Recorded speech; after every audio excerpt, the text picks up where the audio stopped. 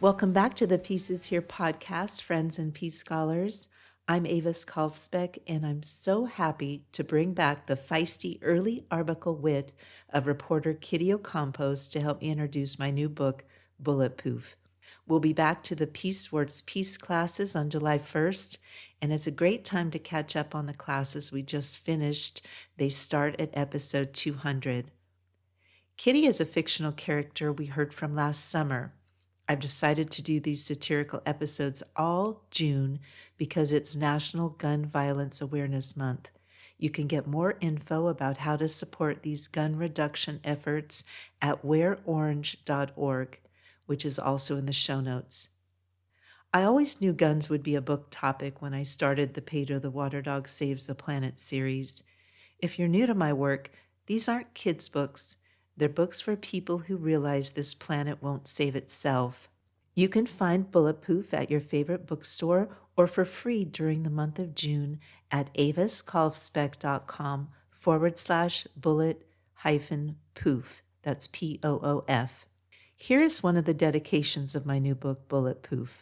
For my uncle and father, who in the late 1960s started a company to lock gun barrels.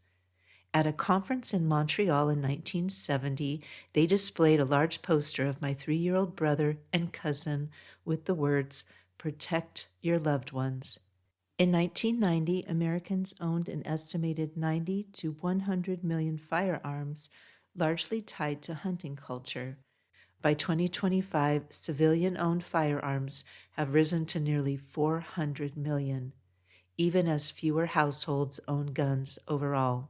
I hope you'll pick up the book and maybe even forward the book link to a friend. aviskalfsbeck.com/bullet-poof. Together we can work toward a world without guns. And now here's Kitty.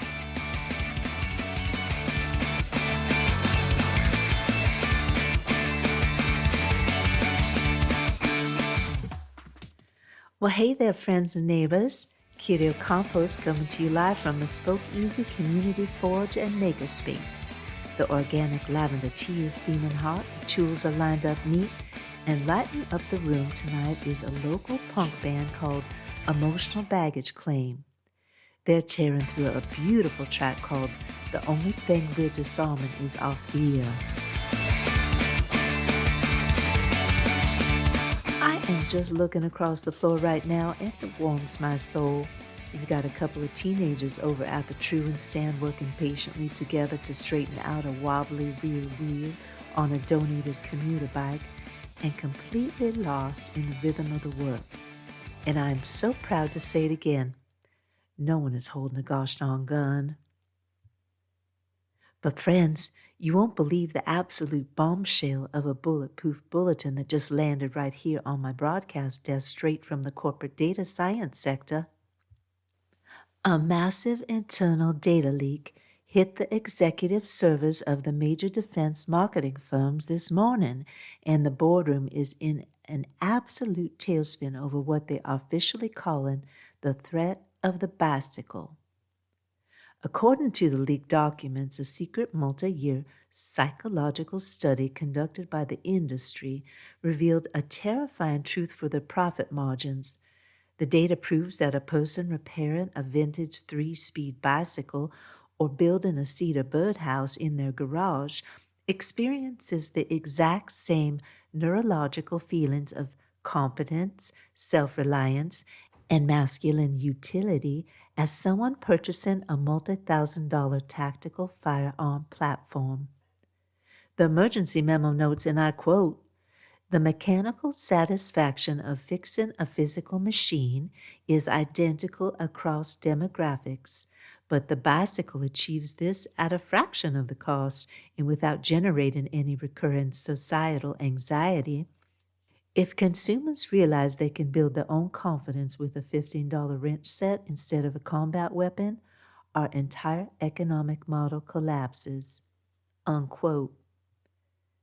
The corporate executives are panicking, trying to figure out how to run a smear campaign against basic mechanical hobbies before people realize they don't need a lethal weapon to feel capable.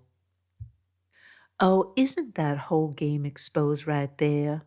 They want us to believe that our capability as human beings has to be bought from a defense contractor and measured by our capacity to do harm.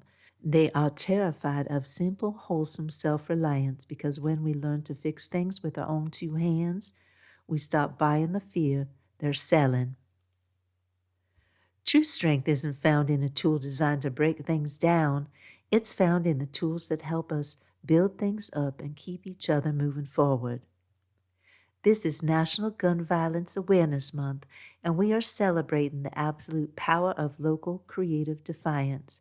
This series is inspired by Poof, the new eco-fiction novella by Avis Kolfsbeck.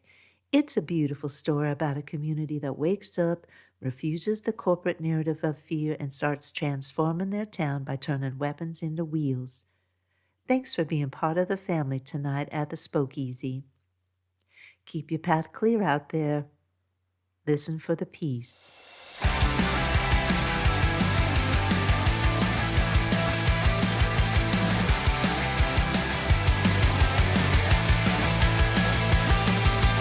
Blueprints are drawn in the high corporate tower, a taxonomy built to monetize power. They weaponize panic, they catalog dread, and trade on the spaces where we walk instead. But the grease is on our hands, the furnace is bright. We're rewriting the future in the shop floor light.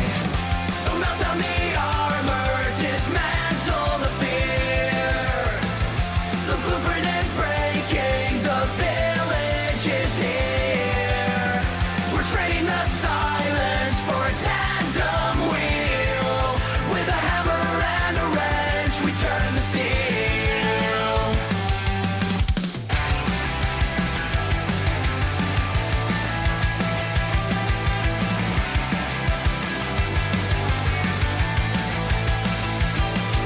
They wrap up the stress in a tactical vest and sell a subscription to a concrete nest. But the sidewalk is wide and the driveway is clear, and true solidarity's conquering fear. Leave the compliance to the suit on the phone. We're building a neighborhood out of our own. So melt down the armor, dismantle the fear.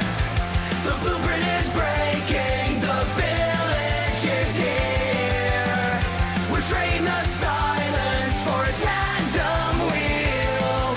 With a hammer and a wrench, we turn the steel. The gears are engaging. The chain is in place.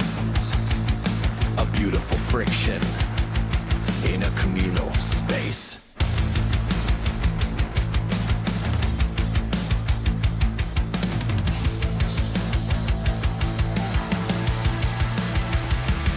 No individual fortress is built on retail, just regular people where the markets fail. The bravest rebellion is a door open wide with a bell on the bar and the armor